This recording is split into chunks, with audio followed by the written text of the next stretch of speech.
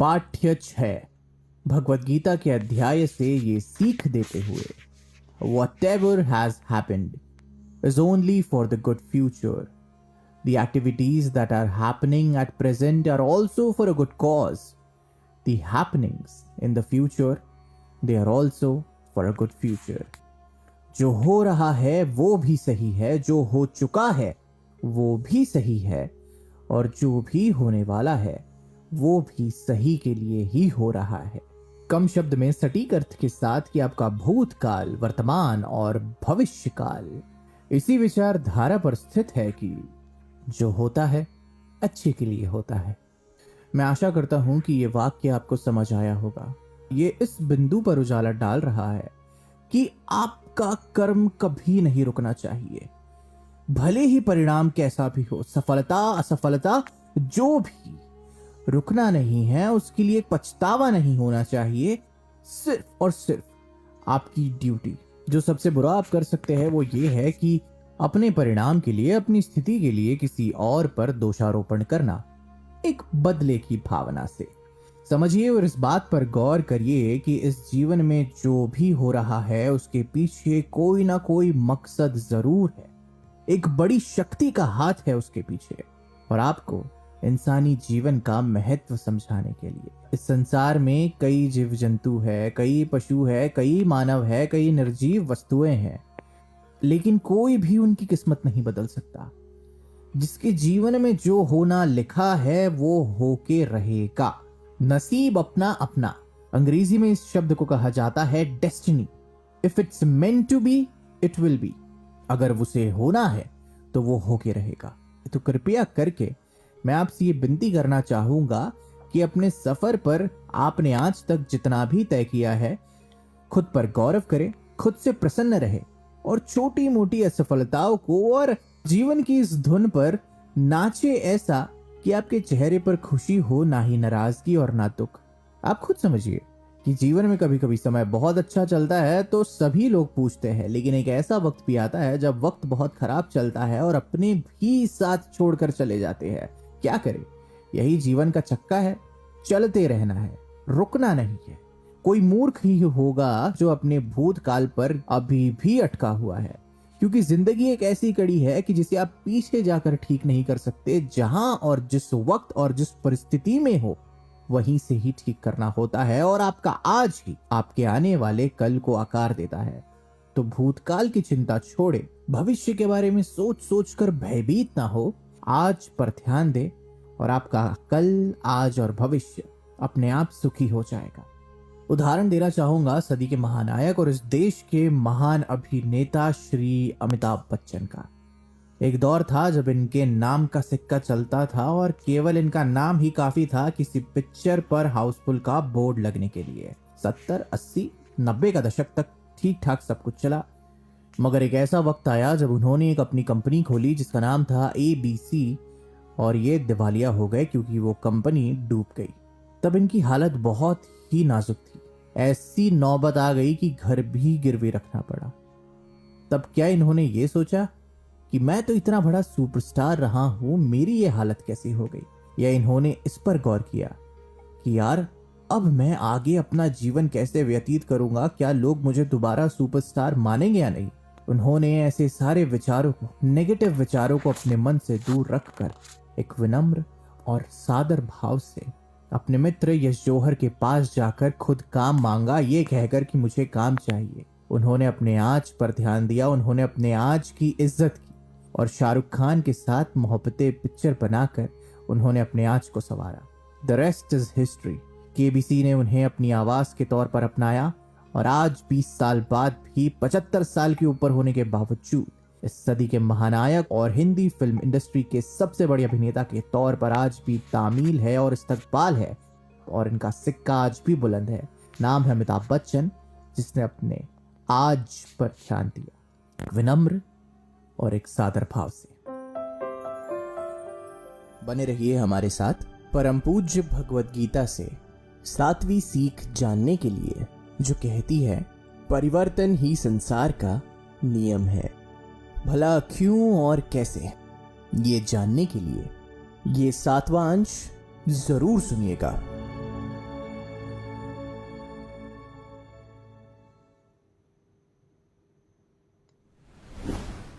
पाठ्य 7 भगवत गीता के अध्याय से सीख देते हुए कि change is permanent, this is universal law, you can either become a billionaire और अ पॉपर इन अ सेकेंड। इस संसार का यही नियम है कि परिवर्तन ही इस संसार का नियम है। बदलाव हमेशा होते रहेगा।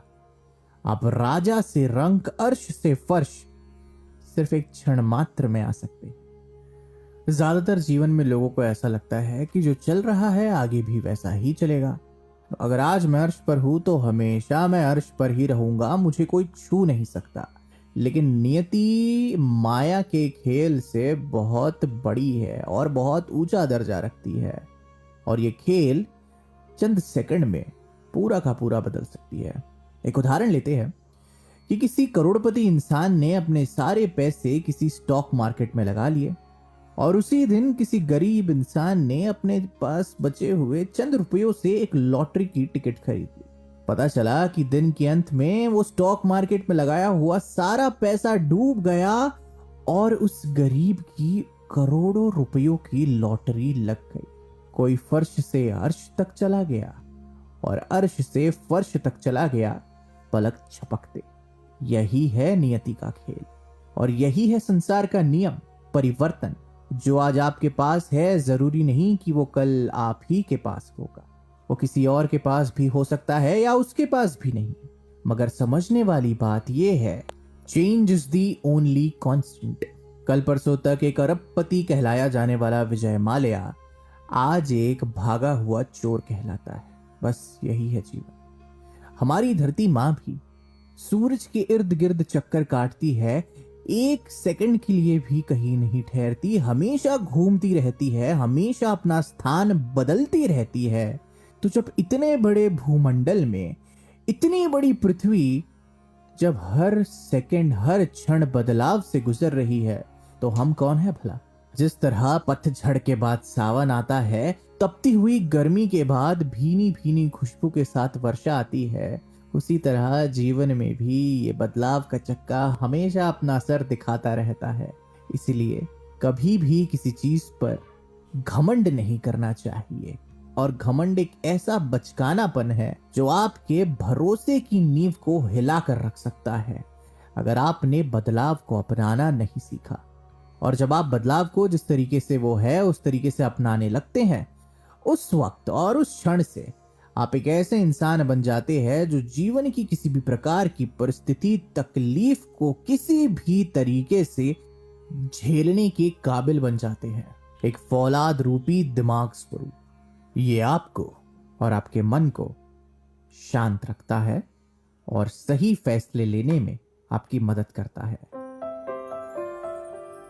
बने रहिए हमारे साथ परम पूज्य भगवत गीता से 8वीं सीख जानने के लिए, जो कहती है कि डर एक कमजोरी नहीं बल्कि विकलांगता है।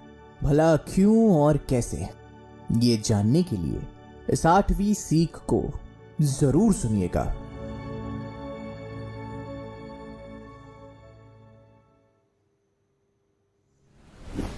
पाठ्य 8 भगवत गीता के अध्याय से ये सीख देते हुए कि fear factor is a disability. डर एक कमजोरी है जो आपको मन से विकलांग बना सकता है।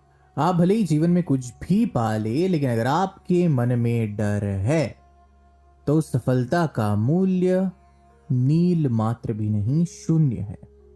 डर जो आपके मन में कहीं छुपा हुआ होता है वो आपको अपनी ही नजर में एक शक के दायरे से देखने पर मजबूर करता है, जहां आपका चरित्र आप कमजोर पाते हैं। डर से घिरा हुआ यह आपको आपके लक्ष्य से हटा देगा। डर आपको ऐसा महसूस करवाएगा कि आप किसी लायक ही नहीं।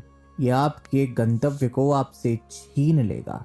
मगर जिन्हें किसी बात का भय नहीं, जो अभय है, जिनकी उड़ान आसमान में है और जिन्होंने कभी रुकना नहीं सीखा, उन्हें कोई भी नहीं हरा सकता।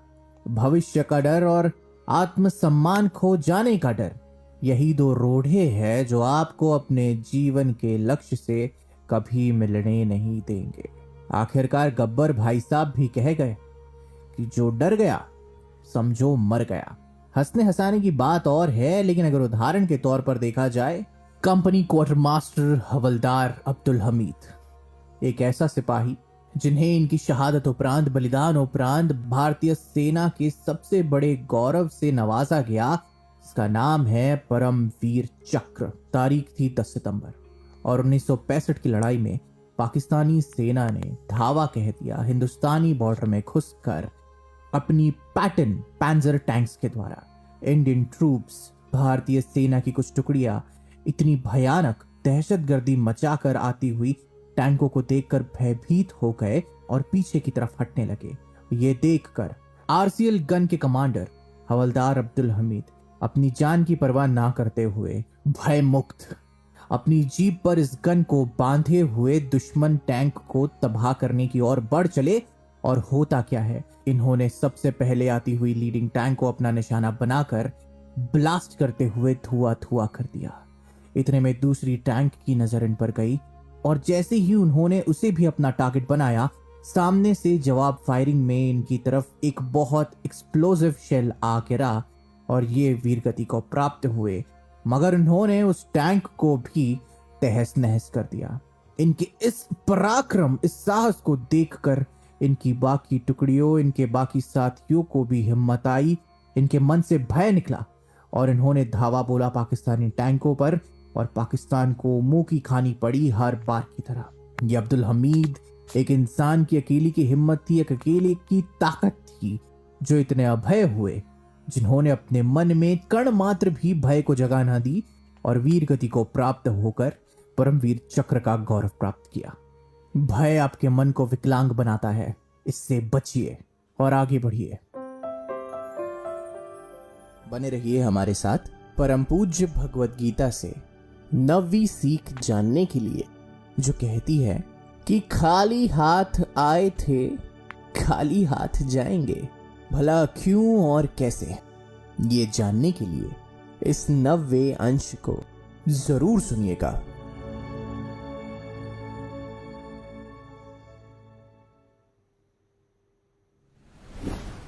पाठ्य 9 भगवत गीता के अध्याय से सीख देते हुए कि you are born empty handed and you will leave this mother earth empty handed. खाली हाथ आए थे हम, खाली हाथ जाना है। बस यही है सीख। और इंसान का जीवन है क्या? जब ऊपर वाले ने भेजा तो खाली हाथ भेजा, नंगा। और जब हम जाएंगे भी, कोई मिट्टी में समा जाएगा, कोई धुआं बनकर उड़ जाएगा, तभी भी हम बस अपने आप ही होंगे और हमारे साथ कुछ नहीं जाने वाला। ना हमारी प्रॉपर्टी, ना हमारे कपड़े, ना हमारा कमाया हुआ धन या हमारी अकड़।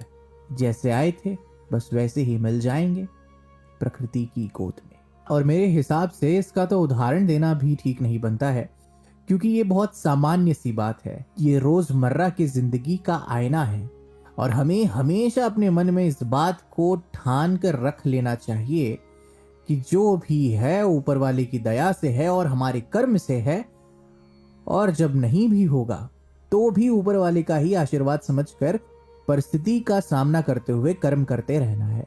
तो ये दुनिया एक बहुत बड़ा रंगमंच है और हम इस रंगमंच की कठपुतलियां, जब तक शो चलेगा तब तक हमारा सफर चलेगा। क्या कमाएंगे क्या गवाएंगे, लेकिन जब जाने की बारी आएगी तब तो नंगे ही आए थे और नंगे ही जाएंगे, वो भी खाली हाथ।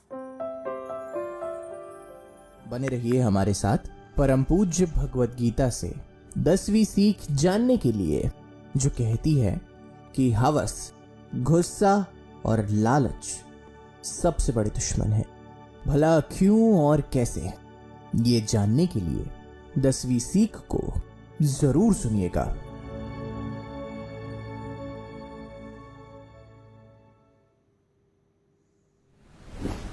पाठ्य 10 भगवत गीता के अध्याय से ये सीख देते हुए कि lust, anger as well greed are ways to self destruction।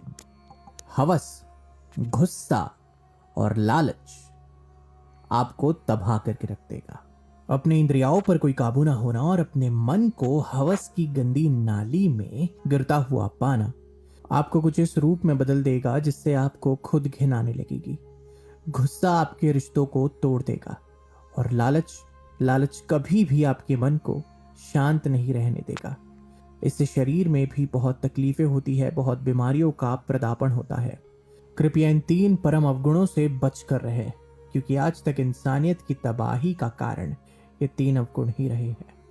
इसका उदाहरण हर वो बलात्कारी है, हर वो कपूत है जिसने अपनी हवस का गुलाम बनकर किसी और मासूम की जिंदगी उजाड़ दी और या तो आज कटघरे के पीछे है या फिर फांसी का इंतजार करते हुए। इसका उदाहरण हर वो गुस्सैल व्यक्ति है जिसके साथ आज कोई नहीं, क्योंकि उसका गुस्सा उसे सबसे ज्यादा प्यारा है, यहाँ तक कि रिश्तों से भी ज्यादा। और इसका उदाहरण हर वो इंसान है जो बर्बाद हो चुका है और आज रोड पर है अपने लालच के चलते। हवस, गुस्सा और लालच, ये 3 बीमारियां ना हो तो ही अच्छा है। कैंसर को भले ही हरा दोगे, लेकिन अगर इन तीनों की चपेट में आ गए तो जीवन खत्म, निरर्थ। बने रहिए हमारे साथ परम पूज्य भगवत गीता से 11वीं सीख जानने के लिए, जो कहती है कि तेरा मन जो सोचे वही तेरी सच्चाई, भला क्यों और कैसे। ये जानने के लिए 11वीं एवं अंतिम सीख जरूर सुनिएगा।